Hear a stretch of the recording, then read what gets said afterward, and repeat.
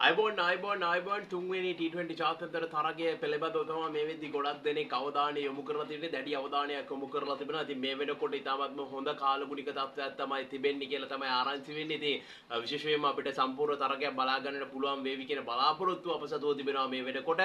මේ දේවල් මෙහෙම වෙනකොට ඇත්තටම මොකක්ද ඇත්තටම අද දිනේදී අපි කරන්නට ඕනේ කියන කාරණේ පිළිබඳව කතා කරද්දී විශේෂයෙන්ම අපි පසුගිය වැඩසටහන තුළදී කතා කළා මේ මැච් එක ගැන මොන වගේ ලකුණු සංඛ්‍යාවක්ද අපිට අවශ්‍ය වෙන්නේ කියලා යම් කිසි විදියකින් යම් පිටිකරන වෙනස්කමක් වුණ නැත්නම් දැන් අපි සදාහන් කළා කුසල් පෙරේරා වගේ පිටිකරුවෙක් මේ කණ්ඩායමට ඇතුළත් වෙන්නට ඕනේ කියලා බැටිං ලයින්අප් එක තුල මේ දේ අපි අත්දැක බලපු දේ වැරදුණු නිසාවෙන් මොකද අපිට කාලය ඉතාමත්ම සීමිතයි තවත් වර්ග 4යි මේ තරගෙත් එක්ක තියෙන්නේ මේකත් එක්ක ගත්තාම අපි සදාහන් කරන්නට ඕන කාර්යය තමයි ඔන්න දැන් එහෙම වෙනස්කමකට යන්නේ නැත්නම් අපිට හදිසිය හැරි ඉක්මනින් ලකුණු අවශ්‍ය නම් අපි ඇයි අපේ කැප්ටන් බැට්ස්මන් කෙනෙක් විදියට එයා කොච්චර හොඳට පර්ෆෝම් කරලා තියෙනවද කියන කාරණේ අපිට කතා කරන්න වෙනවා මෙතනදී. යා එතරම් සුබවාදී තැනක නෙමෙයි ඉන්නේ පිටිකරුවෙක් විදියට. හැබැයි අපි සදාහන් කරන්න ඕනේ කැප්ටන් පසුගිය තරගයේදී මේ අයාගේ ස්ථානයේ පස්සට ගියපු එක නම් අපි කිසිසේත්ම අනුමත කරන්නට බෑ. ටැලන්ට් එක තියෙන, ස්කිල් එක තියෙන බැටර් කෙනෙක් විදියට සහ කැප්ටන් කෙනෙක් විදියට එයා ඒ වගකීම ගන්නට ඕනේ කියන මතේ තමයි අපි ඉන්නේ. දසුන් ශානක ඔබ දන්නවා උඩ බැට් කරලා කොච්චර සක්සස් වෙලා තිබෙනවද T20 ක්‍රිකට් වල කියන කාරණේ. ඉතින්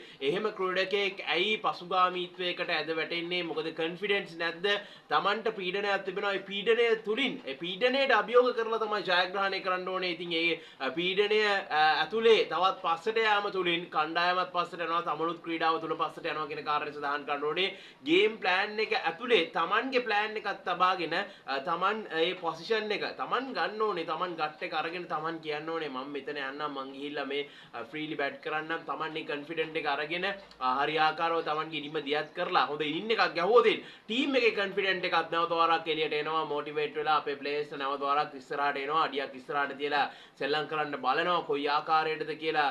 මේ දේවල් තිබ්බට වඩා හොඳට පොසිටිව් වෙනවා. ඉතින් මේ දේවල් කරන්න නම් නායකයා ඒ ගට් එක ගන්න ඕනේ අනිවාර්යයෙන්ම. ඉතින් නායකයා අපි දැක්ක පසුගිය තරගයේදී 8 වෙනි ස්ථානයේ තමයි බැට් කරේ. ඒක තරම් සුබවාදී තැනක් නෙමෙයි කියන කාරණේ තමයි සඳහන් කරන්න ඕනේ. විශේෂයෙන්ම සඳහන් කරන්නට ඕනේ දසුන් ශානක ගැන කතා කරනකොට නම්බර 5 තරග 15ක් ක්‍රීඩා කරලා ලකුණු 284ක් රැස් කරලා ඉනිමක හොඳම ලකුණු නොදැවි 64ක් විදිහටත් ස්ට්‍රයික් රේට් 153.5යි එකක රඳවගත්ත ක්‍රීඩකෙක්. ඉතින් මෙහෙම දක්ෂතාවයක් දක්වපු ක්‍රීඩකෙක් ඇයි මේ වගේ පල්ලෙහාට යන්නේ? මේ වගේ අවස්ථාවන් වලදී ලකුණු ඉක්මනින් අවශ්‍ය අවස්ථාවන් වලදී කණ්ඩායමේ අනිත් පිටිකරුවන් හිර වෙලා ඉන්න අවස්ථාවන් වලදී ඒ වගේ ප්ලේයර් කෙනෙක් උඩින් ඇවිල්ලා ඉක්මනින් ලකුණු රැස් කර දීම තමයි වැදගත් වෙන්නේ. ඉතින් දසුන් ශානක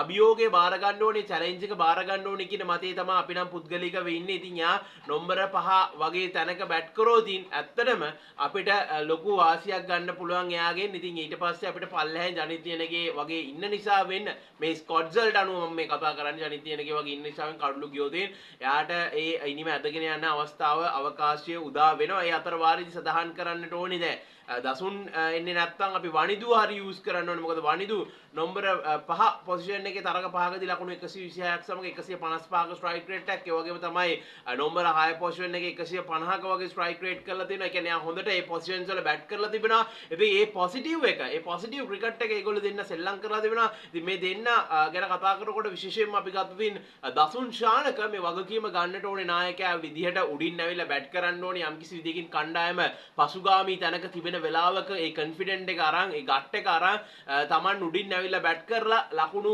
ඉක්මනින් රැස් කරලා දීලා කණ්ඩායමේ ඒ අපි ගත්තු දින්නේ එහෙම මොමන්ටම් එක හදලා දීලා අනිත් පිටිකරුවන්ට ඒ වටා බැට් කිරීමට පිටිකරණේ නියැලීමේ අවකාශය හදා දීම තමයි වැදගත් වෙන්නේ. නායකයෙක් විදිහට නායකත්වයේ විදිහට බලාපොරොත්තු වෙන්නේ, නායකයෙක්ගෙන් බලාපොරොත්තු වෙන්නේ brave decisions, challenge බාර ගැනීම, ඉතින් අභියෝග වලට මුහුණ දීම, facing the challenge. ඉතින් මේ වගේ දේවල් කරන්නට ඕනේ. නැතුව අර විකසියද්දී Taman තව ටිකක් පස්සට යාම නෙමෙයි. එතකොට කණ්ඩායමත් පස්සට යනවා. ඉතින් නායකයා විදියට ඊට වඩා ඉස්සරහට අඩියක් ඉස්සරහට ඇවිල්ලා ඒ අභියෝගය බාරගෙන Taman මේ ජයග්‍රහණය කරා කණ්ඩායම ගෙන යාම තමයි වැදගත් වෙන්නේ. ඔබට මතක ඇති පල්ලේකැලේ ජාත්‍යන්තර ක්‍රීඩාංගණය තුලදී අර ඕස්ට්‍රේලියාවට එරෙහිව දියත් කරපු ඉනිමත් එක්ක අමුතු පිබිදීමක් ආසියානු කුසලාන ජයග්‍රහණයට ශ්‍රී ලංකාවට ආවා. අන්න ඒ වගේ පිබිදීමක් ගන්න නම් දසුන් ශානක උඩින් ඇවිල්ලා බැට් කරලා හොඳ පොසිටිව් මාක් එකක් ලංකාවේ අනිත් කණ්ඩායමේ අනිත් ක්‍රීඩකයන්ට පෙන්නලා දෙන්නට ඕනේ. අපිටත් පුළුවන්, ඔබලටත් පුළුවන් මෙන්න මේ විදිහේ එකක් නායකයෙක් විදියට. ඊට පස්සේ කණ්ඩායම බලපෑම එකතු කරගෙන ගමන යා යුතු. ඉතින් ඒක කරන්න නම් මේ සියල්ලම ඩිසිෂන් එක